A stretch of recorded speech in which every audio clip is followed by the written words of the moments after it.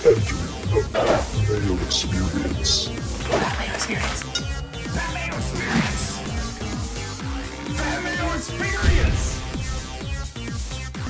Welcome to the Pat Mayo Experience, presented by DraftKings 2022, the Canadian Open. Picks, first look, research, preview. You want to play in the best tournament on DraftKings? Easy stuff. Pat Mayo Experience Listeners League on DraftKings now available. Now open. Link is down in the description. 2,500 spots this week. We're going to go for the bonanza at the US Open in a week's time. So let's fill this as quickly as possible. Show the goodwill on our part to fill it. And maybe we can get upwards of 7,000 people of rake-free money, mind you, going through it all. All the stats that I walk through today are available at fantasynational.com, fantasynational.com/Mayo, in order to get yourself that 20% off. Highly recommend you do it now, or you wait until Wednesday to do it. Get the weekly with the promo code. It's like $7. That way you can use all the stats, generate all your lineups, use all the information for the Canadian Open, and then you'll have it for a week. And then the US Open will be available to you as well as we go through everything. A little 2-for-1 life hack, fantasynational.com/Mayo.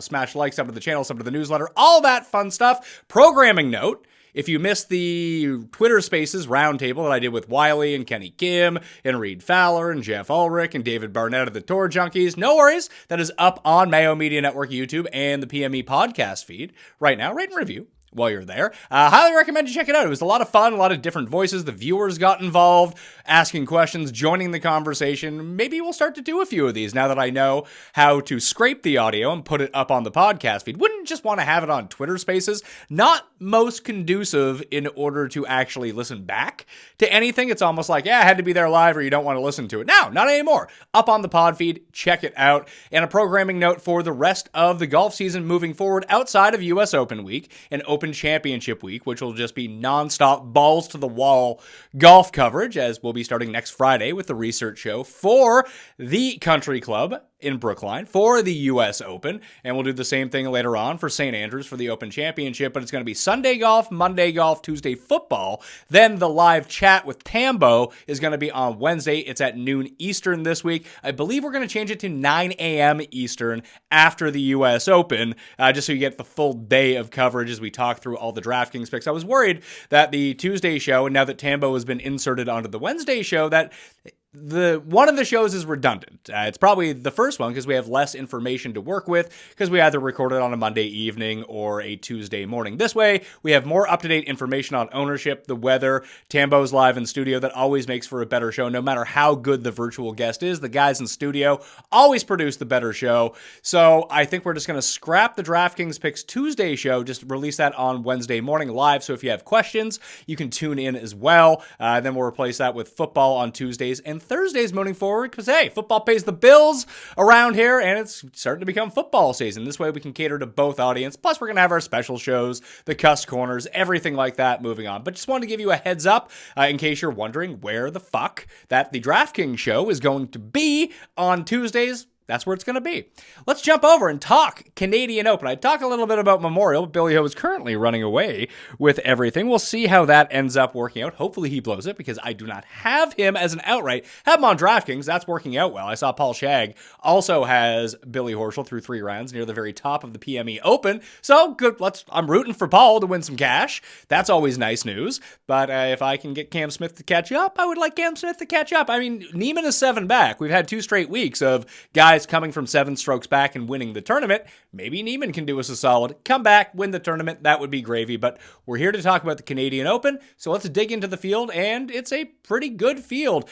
I don't know if they talk to people about juicing it up.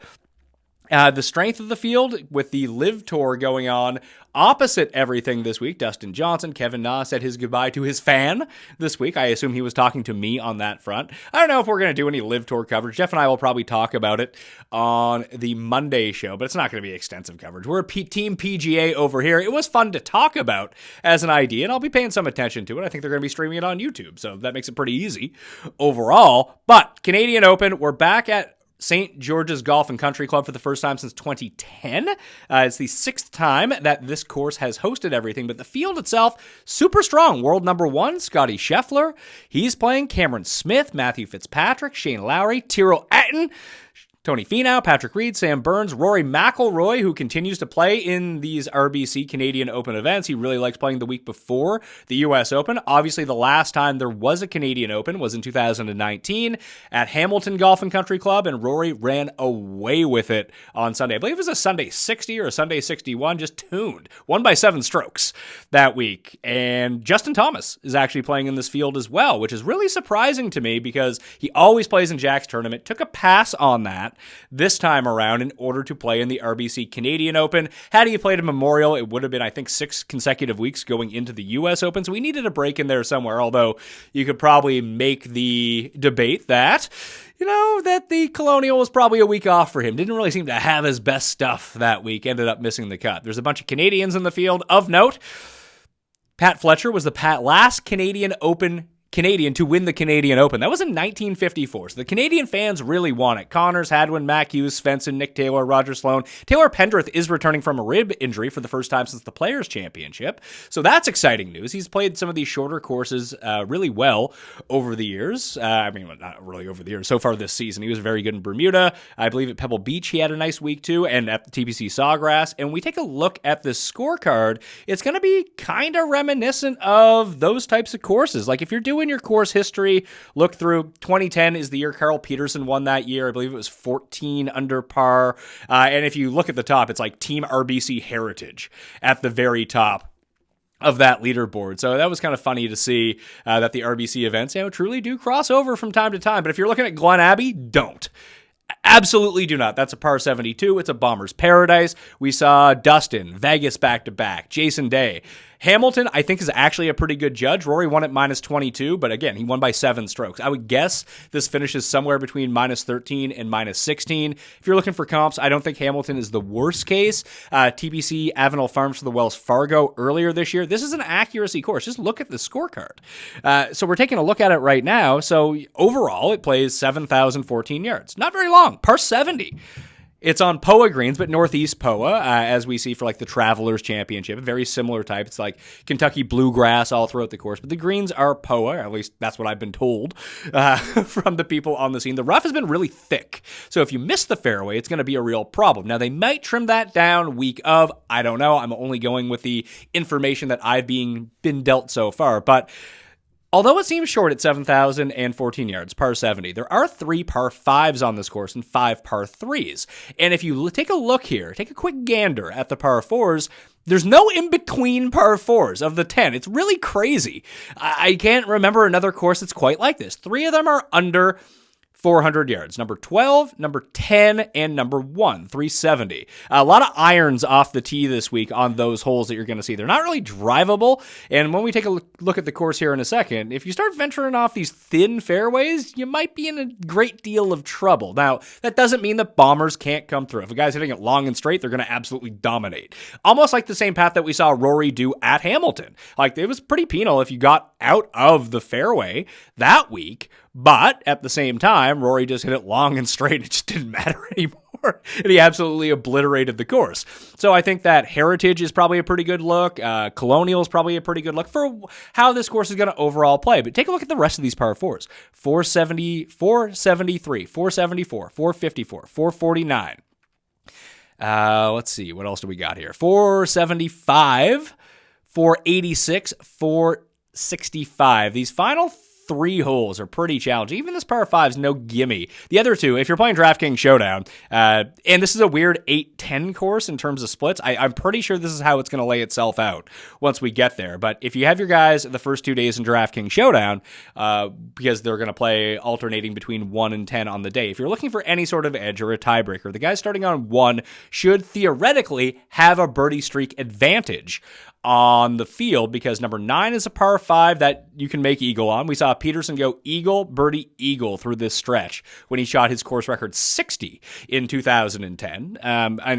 He shot a 60, a 10 under that day, and won at minus 14. So this course does have some teeth. It's generally in the par 3s and these long par 4s. 4 of the 5 par 4s are at least 203 yards. So that's no gimme. We'll be adding that one to the model, but we add eagle rate into the model too, because 9 and 11 are holes that that you can get there into for almost all of the field as well with a good drive and a good second shot. But it's number 10, 273. It's not an easy hole, at least that's what the numbers tell me, but you can make birdie on it. It's one of the easier par 4s on the course to actually make birdie on. So if you're looking for a birdie streak, 9, 10, 11 is likely the best bet you're going to find on the course, and that's not going to be available to any player starting on number 10 on Thursday or Friday. So you can keep that in mind if you're looking for a little bit of an extra edge on everything this week in terms of, those extra birdie streak points could be the difference. Put it this way, I've come top 10 in enough showdown contests over the years that those fractional points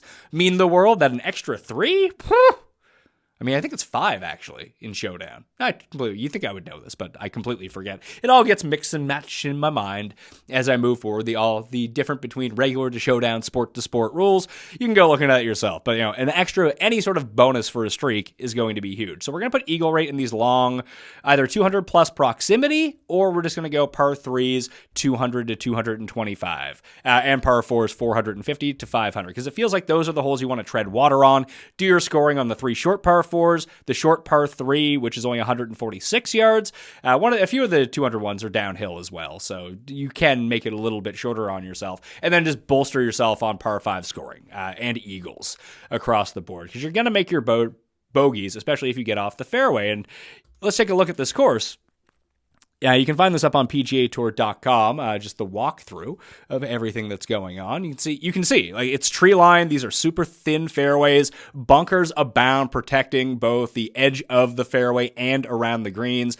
And these are the forests that I'm used to playing at. I'm up here in Canada. I'm nowhere near this, by the way. Remember, Canada, bigger than the United States. It's not really close to anything if you're not. This is like 20 minutes from my house in Toronto, but I don't live there anymore. So, it'd be like a 2.5 hour flight and then, an hour to get to the course. But it's in Etobicoke, it's like a suburb of Toronto, so it's very accessible, much more accessible than Glen Abbey, which was out in Oakville, about an hour outside of town. You can drive to this one, you can take the subway and a quick Uber and get to this course. I actually think it's going to be pretty cool for the fans there, especially if a Canadian gets in contention. We saw it with Adam Hadwin this week at Memorial when he ended up making the hole-in-one. How fucking fired up he got. And the crowd was super into it. Like, Phoenix, we're always going to remember as everyone's fired up, everyone's cheering, and Tiger's hole-in-one at 16 is probably never going to be matched in terms of raw excitement and cheering from a crowd. But if you get a hole-in-one or a Canadian winning this week, it's been 2 years since this event has been held. 2019 was the last one. We had Palmetto last year, was outright canceled in 2020. Just with the border regulations in terms of COVID, they just couldn't hold this event, or at least draw the field that they wanted to draw. So there's that fervor. This has been on the chopping block now for 2 years. St. George's is amped up. The people of Canada, especially Toronto, for this event are amped up. If a Canadian gets into contention, I don't want to say it's going to make Phoenix look like Augusta, but the crowds are going to be rowdy. Also, Canadians love Rory and international players at the same time. So if Rory's going well, that's going to be huge. Shane Lowry, I think Hatton's going to get a huge response up in Canada as well. Because, obviously they have better chances to win this tournament. But you can see it's very tight. And take it from someone, I'm no PGA Tour member, but I am coming off the best round that I've played all year. I actually have a game with, if weather pending, with Cust later on. 4-0 against Cust earlier this year. You want to talk about a guy running bad on the golf course right now. He's just so much in his own head about driving the ball. He brought back another driver. Now he's just like rotating through drivers. It's all in his head because when he hits it, he absolutely smashes it. And he has these 3-hole consistent, great putting, great chipping, great irons, great driving. Then it's a 9 on the scorecard. It's really crazy. I've never actually seen him quite like this before. He's playing much worse this year than he has at any point over the past 10 years when I'm playing with him, which is really surprising. Hopefully he gets it worked out, or I go undefeated against him all year, which would kind of be nice, but I want a competitive match whenever I go out. I feel like that makes everything better for everyone. So I'm rooting for Cust to get a little bit better, and after he beats me today, I'm going to be furious about it. So maybe I don't want him to do well. Either way, you can see these are the trees that we normally play with at a lot of courses up in Canada. There's no hitting out of these trees realistically. The ones on the right you can see here on hole 1, yes, you can do that. But the thickness of those trees on the left-hand side, you're in there, it's a lost stroke. And that's where guys are going to somewhat blow up. Why, even when Corey Connors played this hole, I was watching the beginning of it. Eric Patterson's going to be a very good follow this week. He's got the media pass to everything. He's going to be at the course reporting back. So what is EPAT's actual Twitter handle? I mean, you can search Eric Patterson. He's at the Score. And he does all their golf content, not all their golf content, but he does a lot of their golf content. You know EPAT from the show. At EPAT Golf on Twitter is who you want to follow for. I mean, there's probably a lot of guys that you can follow for good updates this week at St. George's, but this is one that I'm really looking forward to. Excited to see EPAT on the course, but you're going to want to keep it in the fairway, especially if that rough is up and then you have the trees just off. It does remind me now. Potomac earlier this year didn't have these it did have some forests, obviously, but it had a lot of those weird marshes that if you were in it, you were just absolutely screwed. This isn't going to be all that dissimilar, except you're going to be in the trees, and you might have to go back to the tee and hit another one, depending on how the staking rules out this week. But Connors, when he played the practice round, the media round, everyone on his group, when he's playing with pros, were taking iron off the first tee. Now, it's not a long par 3. It's one of the ones under 400 yards, but the emphasis is on hitting fairways at this course. And as we kind of rifle through this, we can kind of see there's more trees everywhere. It's a very beautiful course, ranked one of the tops in Canada.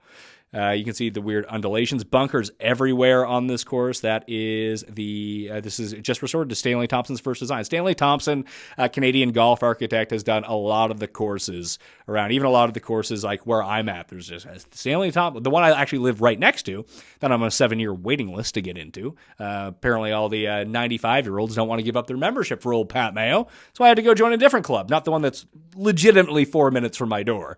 But he designed that one. He's designed a bunch all over the country. You can see just bunkers abound. You're going to need to have a decent sand game if your ball striking is not on point this week. This is hole number 5. Hole number 6 is the short-ish par 3. This is returned to its original yardage, but you can see the huge false front here and wildly undulating greens. So you get a sense of what this course is going to be like. Like I said, it's not like Harbour Town that the wind is going to ravage everything. I mean, it's far enough from downtown Toronto that you're not going to get the wind alleys between the skyscrapers. And I wouldn't imagine that the wind is going to be too significant at this course, especially with all the trees protecting it and where it actually sits in the city. I could be wrong on that. There's always the possibility for wind in a lot of these places. But ball striking, and when I go through the key stats, I think I'm going to put in off the tee plus fairways gained. I really do want to look at those two things. Distance could play a huge factor here, because I do think that eagle rate on the par 5s is going to be huge. Driving distance, even for guys clubbing down on the longer par 4s, is going to give them a significant advantage if the other guys have to hit driver, and it's, if Rory can hit his 3-iron, as far as some guys can hit driver, but it's more accurate for Rory, that's going to be a huge advantage for Rory. Spoiler alert, I really like Rory this week. I just feel like this is his type of course that he plays really well. And when he goes into Infinity God mode, he's untouchable at courses like this. And he just really gets the concept of how to attack some of these shorter courses, which is really surprising considering the absolute distance that he has. But forcing him to play a little bit more within himself, I find usually works out really well for Rory. It's just whether or not he can putt that week. Sometimes he can, sometimes he can't. Oh, Jeff is calling me at the moment. Great. I was going to put Jeff on front page here, but I'll call him back after the show. So that's what the course is looking like as we go through everything. We'll go back to the field and try to dig into our key stats for the week. You can see in the field, we're at the past 50 rounds right now, but we can construct an entirely new model. I'm going to look at what I had for Hamilton. Did I save the Hamilton one? Can open Hamilton. There we go. What did I have for that? Fairways gained, I did have that up there as well. So I do think that is I don't want to say it's a comp course. Obviously, they're two different locations, but they're in similar parts of the world. Rory obviously ran away with it, but we'll go back and take a look at that year. You can see Rory is sort of an outlier in that regard. I think it's best to look at everyone else, and it was really a who's who of names. The best players in the field that week all did really well. So I had fairways gained, ball striking, opportunities gained, par 4, so we're going to have to change that key par 4 range up 50 yards. I had approach and distance all mixed in there as well. Don't know why. Putting at 5% and par 4s overall at at 5%. So let's come up with a new one and see if we can do anything crazy on this. We're going to change this name to Can Open St. George is, I suppose. Yeah, because we're going to see this course again either next year or the year after. It might be, no, it's not at Royal Montreal next year. I forget where it is next year. But it's at Jeff's course next year at Oakdale, which is also in downtown Toronto. So we're just doing the Toronto circuit for right now. Montreal gets the President's Cup in a few years in 2024. Hope to see you all there. That would be very nice. Let's take a look here. So we're going to go, like I said, off the tee and fairways gain. That's the Fantasy National stat for driving accuracy, which I always think is better than driving accuracy simply because it weights accuracy against the field that week and gives you a rating. So if you play Kapalua, everyone's going to hit 80% of the fairways. It doesn't really tell you anything.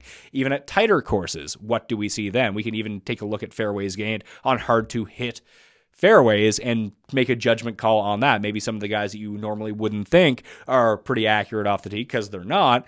When they club down or make a more concerted effort to keep the ball in the fairway, that they can do that. So we're going to add those two in. Obviously, we're going to add an approach. That's always going to be the key factor with anything. And then go to those two key ranges. Actually, I'm going to add in sand as well. I'm not going to give it a big rating, but I'm going to chuck it in there. Eagle rate, we're going to chuck in there. Just to see guys that could potentially take advantage. Maybe Johnny Vegas is the way to go this week again. Dude loves Eagles, coming off a nice week, and we saw it. We didn't think that Rory or even Max Homa, after their success at Quail Hollow, would translate to TPC Potomac, and just under the Wells Fargo banner. Didn't make a difference. Both those guys were up there, so maybe there's something with the RBC Canadian Open that Johnny Vegas just can't get away from. Par threes from 220 to 225 yards. And then we're going to take a look at par fours from 450 to 500 yards. Throw in that 5 to 15 putting range, and I think we might be good to go. Well, we could take a look at opportunities gained as well, I suppose. Throw that in there. There's no right or wrong way to build one of these out. You can use as few or as many as you want. I just like to take a look at different things. It's not like I'm always trusting what the model ends up telling me. Maybe I should, because maybe my picks would be better at that point. It'd be nice to hit a winner. That would be pretty nice, but we'll see how that goes. Maybe I'll save it for the U.S. Open on a big platform. Maybe I need some runway this week if I go all in on Rory, which I'm considering at this point. I don't know what the odds are going to be. However, I do think it's a worthy strategy to look at. So let's try to weight this out a little bit. Obviously, we're going to overweight approach as always. 1/4 of the stats are going to be drawn from approach. Fairways gained, we'll go with 5%, give it a lean, and go off the tee with 10. Because I don't think that you just want guys that all of a sudden, all they do is hit fairways. Ryan Armour, Brendan Todd, Brian Stewart, that type of guy. We want off the tee plus fairways. Guys that are still gaining strokes off the tee, even if they are a little bit shorter. Because there are guys that hit every single fairway and still lose strokes off the tee. We don't want those guys. That's bad news. Weight sand at 5%. Eagles at 5%. We're going to ratchet up the par 4 range to 10%. Go 5% on each of the putting ranges, 5 to 10 and 10 to 15. Merge those together. Opportunities gained 10%. That's going to go along with strokes gained approach, so a bigger weight to that anyway. How much do we got left over here? We'll go 10% on those par 3 ranges. Oh, we still have 10% to play around with. Fun times. Maybe we'll go with another 5 on off the tee. And we'll go with another 5 on fairways gained. Really overemphasize that. So 25% of the overall modeling is going to be on strokes gained off the tee, or just driving stats in general. Approach, we have 25 because we haven't added in any proximity ranges. And what else do we have here? We should probably add in around the green. Yeah, that's probably the better way to do this. So let's go around the green, just in case. We do have sand saves out there. I'm going to ratchet down on fairways gained to 5% and pump up around the green 5%. Guys aren't going to hit 100% of their greens in regulation, As this loads in, we're looking at it over the past 50 rounds. And we'll shrink down that sample size a little bit more, obviously. But on the longer term, we can see who is doing well and who is not doing well. Justin Thomas rates out number 1 over the past 50. Oh, we got a little bit of a jump on me there. I should stop clicking around. Thomas, Scheffler, Kirk, Burns, Connors. All right, so Connors odds this week are going to be stupid. Not hometown guy, but home country guy that everyone wants to see. I got to stop pressing these.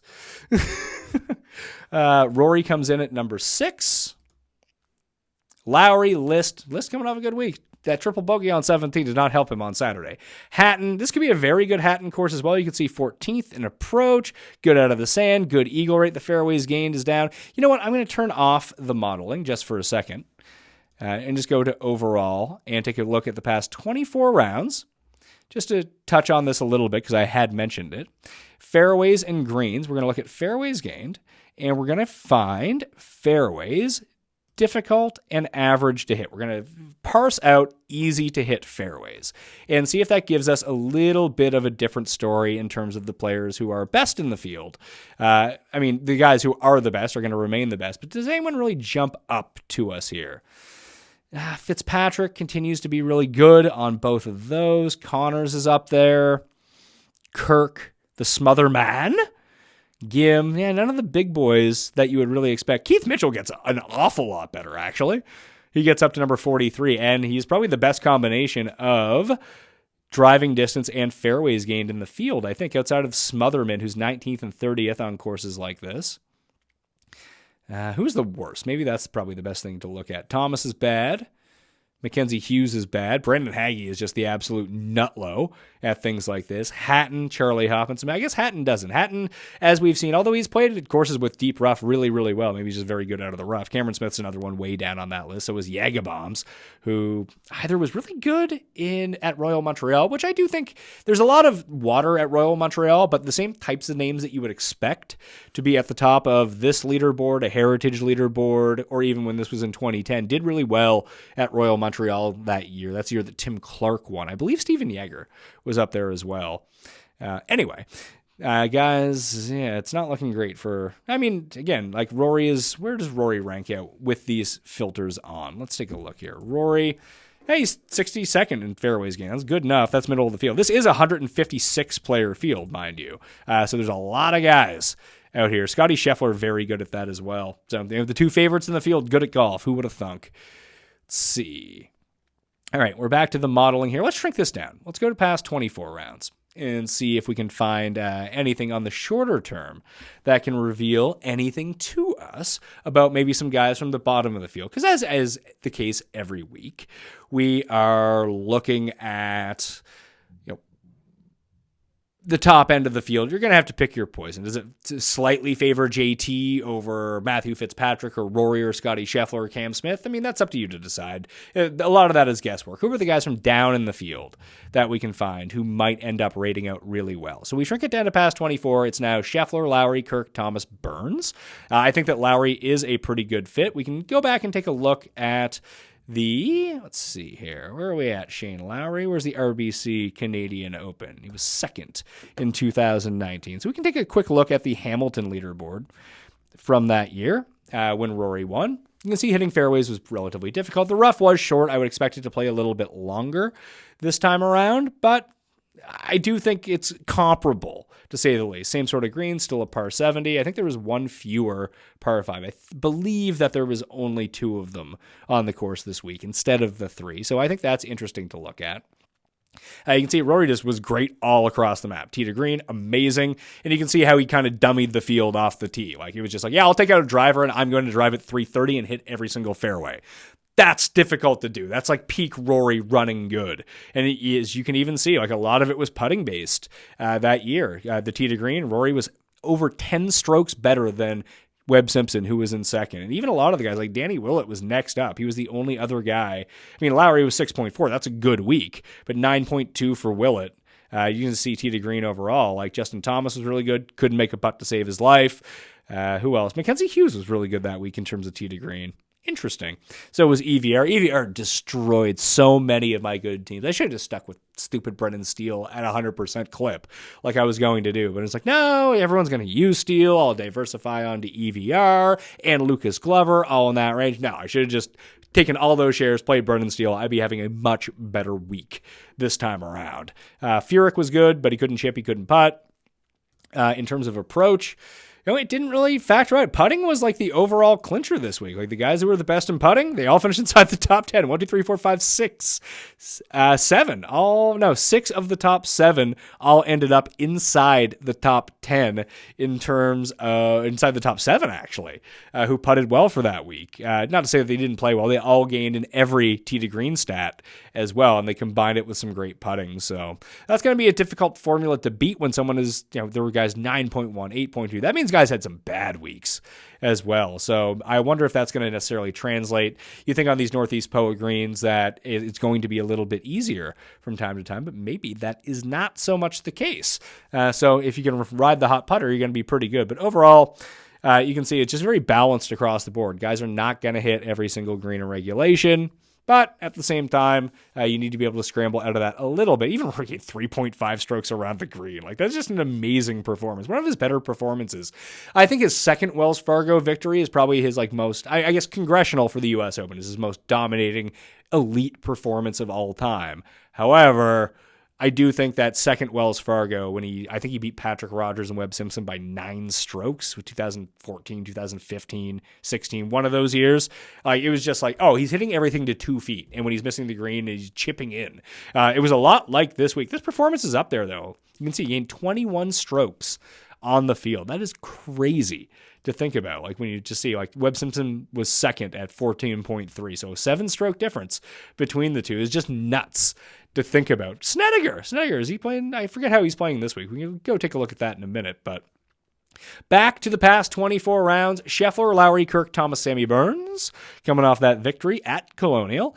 Rory, Finau, Fitz, Connors, CT Pan. Pan, he made a 10 on a hole and still made the cut this week, which is pretty impressive. Did not have the third round that my showdown team wanted. You can see Pendrith actually now back in the field, rated 17th. It's been a while, obviously. It's been 3 months since he's played, but how was he doing beforehand? Yeah, he played the short course pretty well, 13th at the Players. Shorter course. Honda's not short, but it's not the Arnold Palmer Invitational at the same time. So really, he played well at Farmers, made the cut at Pebble Beach. Bermuda was a pretty short course. He was leading after 3 rounds that week, ended up coming in 5th. So it's hard to really gauge where his game is going to be at. You can see when he puts well. When he puts poorly, he puts really poorly. He's not a real in-between type guy, but he generally does gain off the tee everywhere, which is important to note for a guy who's a huge bomber. He can club down, and sometimes that does help him out a lot. Surprise guys that are up there. We got Munoz, who I believe was inside the top 10 he was 11th in Hamilton that year. There's Jaeger. He was T14. How does Jaeger play? I feel like he always plays at the Canadian Open for reasons that I'm not quite sure of. I guess people don't want to come play. I guess it's 156. Actually, we can just sort by Canada. Now he says the 2018, 2019. I feel like I do recall him playing in that other one as well in 2010. I can tell you who actually did well that year. Peterson won at Carl Peterson, Dean Wilson, Luke Donald, Greg Super Nintendo Chalmers, Tim Clark, Bob Estes, Chuck Hoffman, Matt Kuchar, Michael Lidzig, and Bryce. Don't forget Mark Molda were your top. 8 of those guys tied for T4 at -10. But that's what this is telling you. They didn't have the superstars that were there that year. So it's a lot of accuracy, good putting, the RBC heritage type of players. You got Cooch, Mulder, Luke Donald, Tim Clark, fairways, good irons, make some putts. That's going to be the game. Not a whole lot of distance. That did not seem to hamper them. But they weren't in contention with the names that I listed at the beginning, like the Schefflers of the world, even of that time, weren't there. Neither was the Rorys, the Cam Smith. So the field strength is just so much stronger this time around. But that does give you some insight that those types of players can do really well. So let's take a look at off the tee and see who rates out the best. Ryan Armour is one of the players that does well both off the tee and in fairways. How's JJ Spawn been playing? I feel like people were on him at the last event at Colonial and it didn't turn out well, or maybe it did. He missed the cut at the PGA Championship. Gaining on approach still, though. Hasn't made a putt in 3 months, but the approach over 3, even at the PGA Championship, not bad. Get that driver back on tact, which you can see that even over his past 10 tournaments and over the course of his career should be in the positives. So that's not terrible. Maybe Spawn, it's time to put old JJ back on the radar. Give him a quick little cue there. Ryan ML, see how he's been up to. A lot of missed cuts, but a T25. The Wells Fargo, what I would have called like a comp course to this, lost a ton on approach, but T25. Corrales will have nothing to do with this course, but if he's not losing 4.8 strokes through 2 rounds like he did at the Byron Nelson, he should be okay. So maybe a short list depending on the price on DraftKings. Not looking to bet these guys at huge odds. Hayden Buckley, he's a really interesting player. He's so good off the tee, both with distance and with accuracy, but he can't do anything. Like, the guy can't hit an iron shot to save his life in terms of competing at a PGA Tour level. And that's going to be a real issue here. Who else do we have up here who's not bad with accuracy? Fitzpatrick and Connors should both be short list players this week, just with the way that they drive the ball and their irons can come along with it. You can see that off the tee overall, like it's Rory List, Connors, Champ, Keith Mitchell. Mitchell might be a look. I'll add him to the short list, I think. But Connors, he does everything that you want to do. He's even second in 200 to 225 yard par 4s over the past 24 rounds. I think that this stat and 450 to 500, because all these holes are not created equally, obviously, that the longer you can go back in time and look at performance on these holes, you might catch lightning in a bottle with them at the moment. But at the same time, it's probably better to look at the longer sample of some of this kind of thing. Patrick Reed, interesting. Wonder if people want to get back on Patrick Reed or not back on Patrick Reed. He was a pretty trendy pick at the Memorial. We'll see if that's cooled off a little bit. But again, at a shorter course, Valspar is another one in the course of his career where he's lost in a playoff. He played really well at Bermuda earlier this year, has changed his driver already, and he's driving the ball a whole lot better recently than he had been. I mean, it's not like he's not Rory off the tee. However, he's not the worst off the tee anymore either. Like, this run with this PXG driver is just god-awful. Then he makes a switch, and all of a sudden he's driving the ball a little bit better again. He did not play well at the Wells Fargo, but he's starting to play a little bit better. The approaches are getting a little bit better. We know he can putt. We know he can chip. This does seem like a really good course for Patrick Reed, to tell you the God's honest truth. Going back to off the tee and trying to find some more guys with fairways gained. Lowry is like elite in both these. That's probably why he ranks second out of the sand, third in approach, 17th off the tee, 21st in fairways gained, the putting inside the top 35 in both, opportunities gained inside the top 10, the best player in the field from 450 to 500 yards. And it's not like he's playing poorly once again. He continues to play great. You just worry that, did he miss his window to win one of these events? He continues to play well and put himself into good positions, but maybe he won't come in at 20 to 1. Maybe he'll be in that 25, 28. That's probably going to be a good bet. I'll try to see when I work through what the odds are going to be, where Shane Lowry ends up coming in, because that's going to be tough. It'll be really tough to figure out.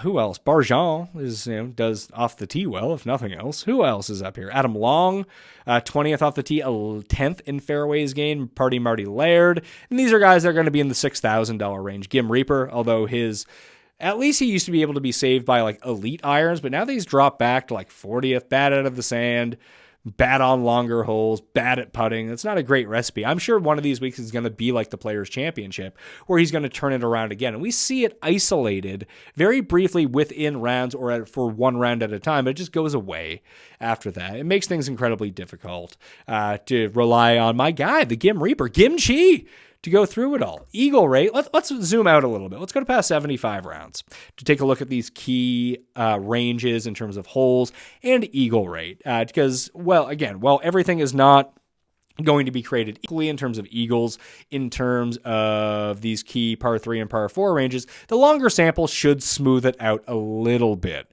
which is really nice to see. So the best eagle rate in the field, you got Patty Rogers. How did Patrick Rogers play at Wells Fargo?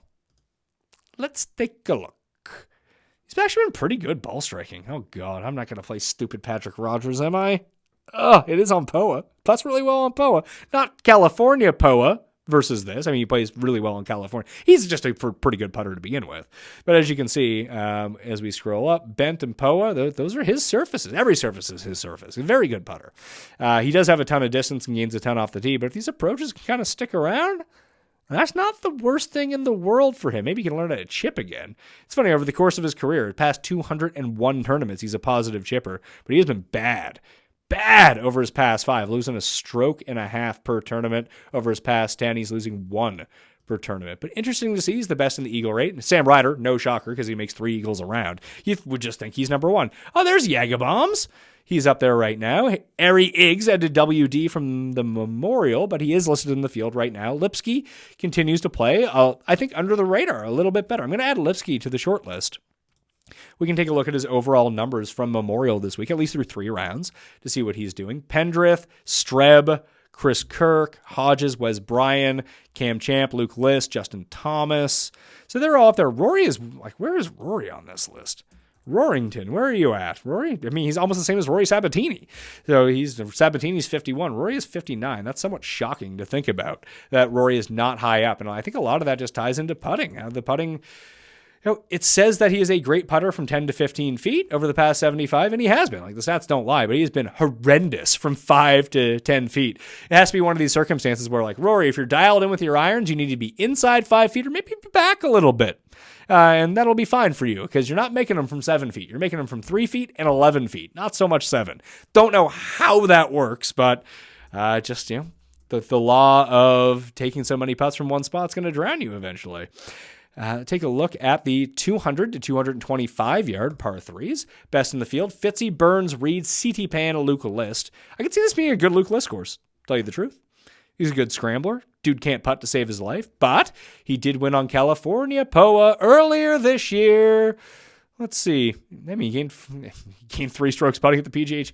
What a bizarro Luke List week. Great putting, great driving, couldn't chip, couldn't do anything on approach. The approaches around the green has been really bad after a huge run of being immaculate around the green. I mean, that's led to a lot of his struggles and maybe why he's playing a little bit better at Memorial, starting to recapture that a little bit, because that was such the big difference between Luke List and a lot of these bombers for so long was how good his touch was around the green. Although he wasn't putting well at all, at least he was still saving himself by being able to get it up and down when he missed greens in regulation. And he has not been doing that until this week. But he's someone that has played Honda well. He's played Heritage well in the past. I don't know how he has done at Colonial. I don't know if he's ever played Colonial. Yes. Hasn't gone great for him. 3 missed cuts in his career. But played it well in 2021, but lost 4.3 strokes putting in 2 rounds. Something that if you ever play Luke List or bet on Luke List that you're going to do from time to time. Just some rows. Oh, Paul's guy, Andrew Novak, is up there. Patrick Rogers, once again, rates out number 8. So best in Eagles, Rogers, I'm going to throw him on the list. Great news for Kenny Kim's season-long team that he drafted against us. Hubba Hubbard, Corey Connors, Ricky Barnes. Good for you, Ricky Barnes. There's Ryan Armour again, plays these holes really well, plays the long par 4s really well too. Interesting. Alex Smalley does well from these range. Max McGreevy, obviously, I'm not going to name out like the elite players in the field. I'd be nice to see HV3 get it done in Canada. Can't do it in the States, but he's won in Australia. He's won in Saudi Arabia. Maybe he can win in Canada. He seems due. We'll see how that goes. Jared Dutois from Quebec. A lot of rando Canadians in this field. So although it is 156 players, there's like 17 Canadians or something weird like that. You probably cross like 10 of them off because they're not PGA players. Munoz, Vegas. I'm going to throw Vegas back on. He rates out 12th overall over the past 75. Munoz actually rates out 7th. The Dean Burmista lady. Get me out of here. Nice to see him. He must be playing in the U.S. Open next week. Rasmus Højgaard, he's coming over. I believe that he is in the field at the U.S. Open, so he's coming over on that sponsor's exemption. 450 to 500. This is why these top guys end up doing really well. JT, Rory, Munoz, Lowry, Jim, I voted for Konos are your top 5 over the past 75 rounds from that range. Kirk, Hatton, Armour, Fitz, Bo Hoag, my guy from this week, lost my bet with Luke Donald to Jeff Ulrich. He is number 9 over the past 75 from that range. Griot, Finau, CT Pan, number 13 overall. He's looking pretty good. Doesn't really make a ton of eagles, but everything else is pretty on point for him. The putting isn't sinking him. From the key ranges where you make birdies. It's kind of the outside. And you can see after a big stretch of being like legitimately bad for a year on the greens, the Heritage happens, a tournament which he has won in the past, putts very poorly, continues to make cuts, obviously. That's what now? 1, 2, 3, 4, 5, 6, 7, because he made the cut at Memorial. And just the iron play has continued to be really good. Now the putter's starting to come along with it.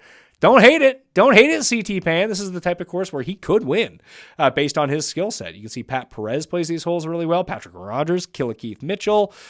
Cam Smith does really well here. Cam Smith is having like the ultimate Magic Beans week at Memorial. Like you could see that it probably wasn't going to sustain itself, although he's so good that sometimes it does. If he could just get his irons going, could he run down Billy Ho? I feel like Billy Ho would have to have like a bad round, like a +1, +2, if anyone is going to catch him. There's Matthias Schaub, the Austrian. How has he been doing recently? I feel like he's been doing well, but that's just, he hasn't been. He played well at Valero. He had that run at Honda, Puerto Rico, Valero. That was really nice. Now he's been back in the 50s and missed cuts. The iron play has escaped Matthias Schwab recently. Sam Ryder is still up there in 450 to 500 yards. Sam Burns, Vegas. Adam Long, going to throw Adam Long onto the short list. Patrick Reed still playing these holes pretty well, and obviously the around the green game is good for him. All right. I think that's good for the walkthrough of what we're trying to look for right now, both long-term, short-term, mid-term, and the key stats that I think that we want to look at. Let's see here. We'll go to the Memorial and check in to see some of the guys who maybe missed the cut or not putting well this week to see how that's going for him. The live stats weren't working for Memorial earlier on in the week. That was a pure PGA Tour issue. They weren't loading on the PGA Tour app for me for some of the players. That was creating problems. Like I was trying to track that. Is there something wrong with Colin Morikawa? I'm starting to think that there might be, or maybe it's just I bet on him so much and he's not playing well. It's really just starting to irk me, but maybe we'll get a good number for the U.S. Open. Who knows? Any good number on Morikawa, and I'm all the way back in. Yeah, you can see it right here for the week. Cameron Smith, 0 strokes gained on approach, losing strokes off the tee, and he's in second place. 7 strokes gained around the green. 4 strokes gained on the green. Yeah, that's not super sustainable, hence why he is in second place and didn't make that run and really started to tread water. Once that goes away, just a tiny bit, you're in an awful lot of trouble. So the best ball strikers throughout the course of the week, Tigala is killing it. So is Shank, Billy Ho, obviously. He's doing everything well. Rory continues to be up there, losing strokes putting, treading water around the greens. You can see Steele's up there. Damon, this is actually a very good Damon course. In Canada this week for how he ends up playing and the accuracy that he has, gaining strokes off the tee. Enough. I think this could be a really nice course for him. Aaron Wise doing very well. Let's go to the guys who missed the cut, because I think that's somewhat important to look at sometimes too when we're thinking about off the tee and poor putting performance. Brandon Wu, minus 7.7 strokes putting. Memorial has some real janky putting performances over the years when you look at it. Who the hell is this? Curtis Luck, minus 7.6 strokes lost putting in 2 rounds. Don't see that often. Danny Lee, classic Danny Lee, couldn't get anything going. He missed the cut, but great ball striking week for him. Same with Matthew Fitzpatrick. It was all the putter, lost 6 strokes. Hopefully that depletes and deteriorates his odds just a little bit. Morikawa's ball striking was fine. It's not Morikawa levels, but the chipping was horrendous. And, leaving it, just not being able to get out of the bunker, going from rough to bunker. Like Friday was a tough one. Tough hang with Morikawa if you were following him around on the TV coverage. But it's nice to see the ball striking was still fine. We want that to get a little bit better. Power couldn't putt whatsoever. Streelman, he couldn't putt or chip. That's an issue. Swafford is going over to the Live Tour, so maybe you can bring that hot iron play over with him. EVR's approach game was great. Nothing else was working for him. And other than that, that's basically it in terms of ball striking of guys that we're looking at. If we just go to overall strokes lost putting for the week, maybe guys that could potentially rebound who made the cut. Shank, 7 strokes on approach. I mean, he's probably not going to do that again. Probably not going to lose 4 strokes putting either. Mito having a bad putting week, but still grinding it out tee to green, almost 7 strokes gained. Next time we'll see him, we'll be at the U.S. Open. And spoiler, I think Cust is picking him to win the U.S. Open. Now that he knows who he is, he's on the radar. Bad week for Patrick Reed in terms of putting. Pretty atypical. Bad week on approach as well. The driver's okay. That's always nice to see. 4Chan Kim, 6.1 strokes gained ball striking. Lost a combined, 3, 4, 4.5 between chipping and putting. Never great. Classic Corey Connors stuff here. 4.5 ball striking. Can't chip, can't putt. It's not going to stop anyone from using him next week. Connors might be a good fade next week, to tell you the truth. Hadwin might be the look, or even Mackenzie Hughes. Man, T. Gala is just crushing it. Tee to green. Can't drain a putt to save his life. Rory kind of in the same boat, gaining tee to green. Grillo gaining tee to green. That's not a surprise that he is not putting well, because it's Emiliano Grillo. Although on paper, RBC Canadian Open, a good match for his skill set as well. Same as Le Canadien, Adam Svensson. Not doing anything like super well, just kind of flat across the board. But for what he historically does, plays these shorter courses pretty well. So that's what we're looking at Memorial. If we start to guess the odds for the week, We can test that out in just a little bit, but let's bring it up here. So you have Chef, JT, Rory. Those got to be the big three, at least in my mind, when we're thinking about how the books lay a lot of this out. Then you got Cam Smith, Fitz, Lowry. Burns has to be considered just with 3 wins so far this season. He has to be considered amongst one of the betting favorites in this field. Then you got Finau, Reed, Hatton, and Connors we'll throw into that mix too because he'll get overweighted in terms of what we're seeing in terms of the odds board. So the Scheffler, JT, Rory range, I'm guessing is going to be, depending on where you look, I'm going to go to DraftKings Sportsbook for all my odds, as you should too. But they tend to overweight the top end of the board, giving you better numbers on the next level down, where other places tend to underweight the very top of the board. So if DraftKings is giving you an 8, 9, and 10 on Scheffler, JT, and Rory, you might be able to find 10, 12, and 12, or 10, 12, 14, or 10, 11, 12 somewhere else. But then the Cam Smith, Fitz, Lowry range isn't 20, 22, 25, or 28. It's 18, 20, and 20. So it depends on the part of the board that you want to bet of where these odds will end up filtering out to. But I'm going to go 10 for Scheffler, 10 for JT, 12 for Rory. I think the 12 on Rory is actually a really good number. Cam Smith, a lot of it will depend on how Memorial goes. If he flames out, you'll get a better number. If he wins, he'll be like 14-1. But I'll just say 18 right now, Fitz at 22, Lowry at 25, Connors at 25. Finau at 33, Reed at 40, Hatton at 35. I'm sure I'm missing a few names as a part of that field. I can try to bring it back up here and see who is in it. But those are the big names that I came up with coming into the week. So maybe we can try to figure out some of the names that I'm missing from that part. But I think those are going to be the substantial guys at the very top of the betting board. Chris Kirk is always going to get his love. If Cameron Tringali is playing, he'll somehow be like 20-1 because DraftKings Sportsbook is apparently terrified of Cameron Tringali when you look at his odds over time. So who are the guys that I start? Patrick Rogers. Yeah, those are going to be the guys. Luke List in Vegas will get built-in tournament history odds because he's won the tournament twice, although not at this course. So you might get a bad number on Vegas, especially if he finishes well at Memorial. List is interesting. Pan is interesting.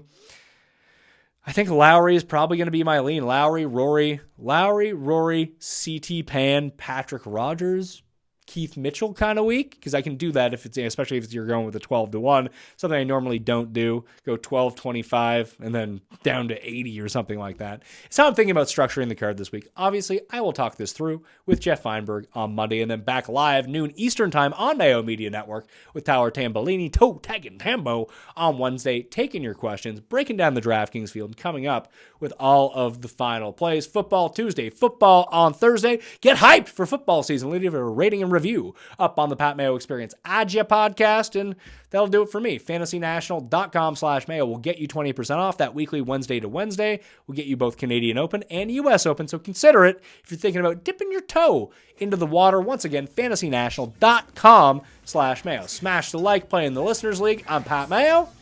I'll see you next time. Pat Mayo Experience! Experience!